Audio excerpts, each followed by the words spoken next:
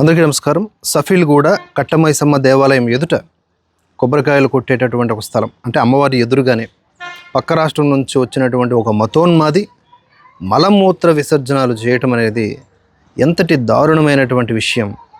దీనికి రిలేటెడ్గా viral videos అన్నీ మనం చూసాం. అక్కడ ఆ స్పాట్లో ఇది గమనించినటువంటి హిందువులు ఆగ్రహాన్ని వెళ్ళబుచ్చటం, అలాగే వాడిని చితక్కొట్టి వాడి నాలుకతోనే ఆ ప్రాంగణాన్ని మళ్ళీ క్లీనప్ చేయించి పోలీసులకు అప్పచెప్పడం, ఇవన్నీ మనం చూసాం కదా. ఈ సందర్భంగా కొన్ని విషయాలు మనం మాట్లాడుకోవాలి.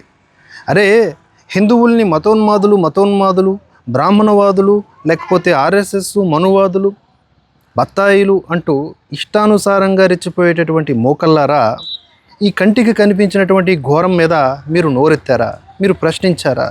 పోలీసులు ఎలాగో దాన్ని మతి స్థిమితం లేనటువంటి ఒక వ్యక్తి పాల్పడినటువంటి ఘట్టం కింద అది పక్కన పెట్టండి. మీకు విచక్షణ ఉంది కదా, మీరు మేధావులు కదా, మీరు ఎడిటోరియల్స్ రాస్తారు కదా, మీరు ఇంత పొడుగు పాడ్కాస్టులు చేస్తారు కదా, మరి ఏమైంది మీ మేధావితనం? కంటికి కనిపిస్తోంది అన్యాయం, ఘోరం. దీని మీద మాట్లాడాల్సినటువంటి అవసరం ఉందా లేదా? కనీస మానవీయ కోణమైనా సరే చూపించాల్సిన అవసరం ఉందా లేదా అంటే వీళ్ళు అలాగే నిమ్మకు నీరెత్తినట్లుగా ఉంటారు.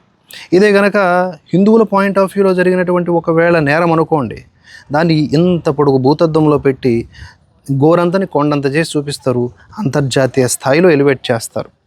ఇక్కడ హిందువులకు ఏదన్నా అన్యాయం జరిగితే ఒక్క మాట కూడా మాట్లాడరు. ఇంతటి దుర్మార్గం, ఇంతటి దారుణం మనం చుట్టూతా ఉన్నటువంటి ఈ వ్యక్తుల్లో చూస్తూ ఉన్నాం. అయినా కూడా హిందువులు మేల్కొనరు. అయితే ఇక్కడ హిందువులు చూపించినటువంటి విచక్షణకు ఎంత చెప్పినా కూడా తక్కువేనండి. అక్కడ దారుణమైనటువంటి ఘటనకు పాల్పడ్డాడు, కానీ వాడిని కొట్టి మాత్రమే పోలీసులకు అప్పచెప్పారు. అదే ఇంకొక చోట హిందువులు ఏమీ చేయకపోయినా చేశారు అనే ఒక నెపం ఉంటే చాలు. ఉదాహరణకి బంగ్లాదేశ్లో దీపు చంద్రదాస్ని నెపంతోనే కదా చంపారు. దైవదూషణ చేశాడు అనే నెపంతో చంపేస్తారు, సజీవంగా తగలబెట్టేశారు. ఇక్కడ నేను సరే పక్క దేశంతో మనకు కంపారిజన్ ఎందుకు అనుకున్నప్పటికీ కూడా అక్కడ కూడా అన్యాయమైంది హిందువే, ఇక్కడ కూడా అన్యాయం అవుతోంది హిందువే.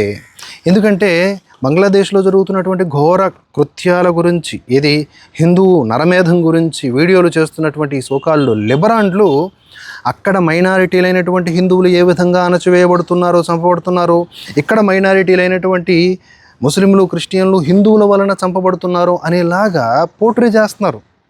ఈ రీడ్ బిట్వీన్ ద లైన్స్ మీరు అర్థం చేసుకోండి. అక్కడ బాధితులు హిందువులే, ఇక్కడ నిందితులు హిందువులే వీళ్ళ దృష్టిలో.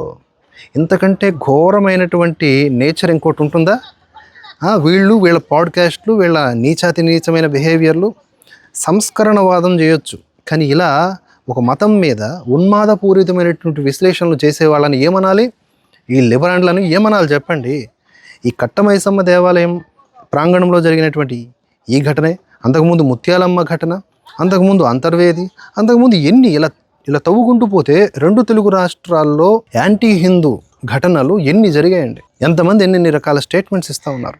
దీనికి రియాక్ట్ అవుతున్నటువంటి హిందూ యాక్టివిస్టులు కానీ, హిందువులు కానీ నేరస్తులు అయిపోతున్నారు.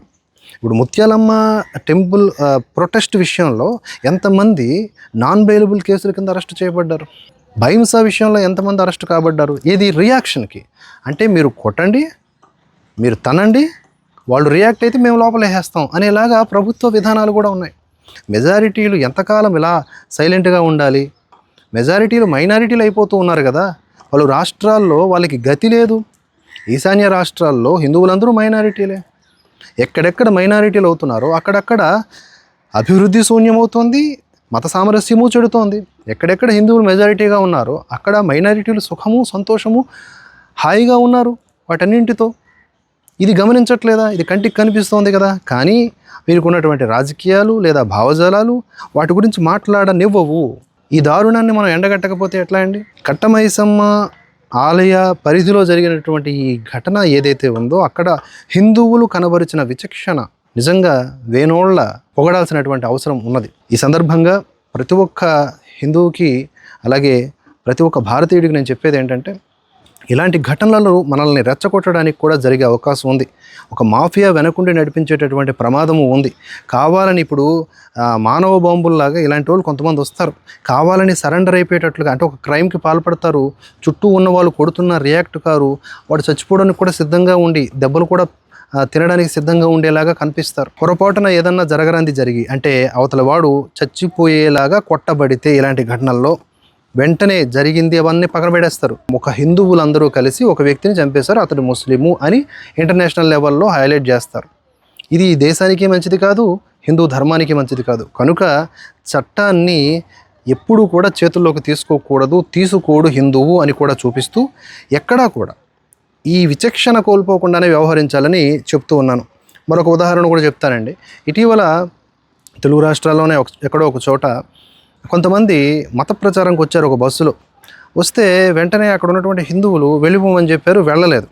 వెళ్ళకపోయేసరికి రాళ్లతోనూ కర్రలతోనూ దాడి చేసి ఆ బస్సుని ఛిద్రం చేసేసారు. దాంతో కేసుల్ని ఫేస్ చేస్తూ ఉన్నారు ఎవరు, అక్కడున్న హిందువులే. నెక్స్ట్ ఇంకా ఎవరు కూడా ప్రొటెస్టులు చేయాలంటే లేదంటే వ్యతిరేకించాలంటే భయపడతారు, ఎందుకంటే కేసులు వస్తాయి.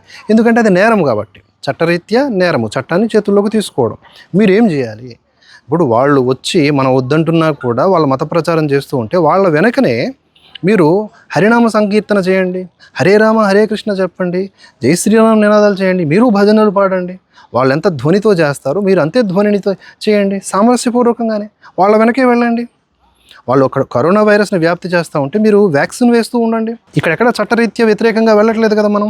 ఈ విధంగా హిందువులు చట్టబద్ధంగానే వ్యవహరిస్తూ ముందుకు సాగాలని విన్నవించుకుంటూ, ఇలాంటి ఘటనలకు పాల్పడేటటువంటి వాళ్ళ వెనుక ఎవరున్నారు, వాళ్ళ మోటో ఏంటి, వాళ్ళ మోటివ్ ఏంటి, వాళ్ళు ఎవరి వల్ల ఈ విధంగా ప్రేరేపితమవుతున్నారు, ఈ విషయాలన్నీ కూడా పోలీసులు సమగ్రంగా విచారణ చేసి ఏదో చిన్న లైటర్ వేలో తీసుకునేటటువంటి కేసు కాదు అని గమనించాల్సిందిగా ప్రార్థన చేస్తూ పోలీసు వారికి విన్నవిస్తూ మరొక అంశంతో మళ్ళీ కలుసుకుందాం.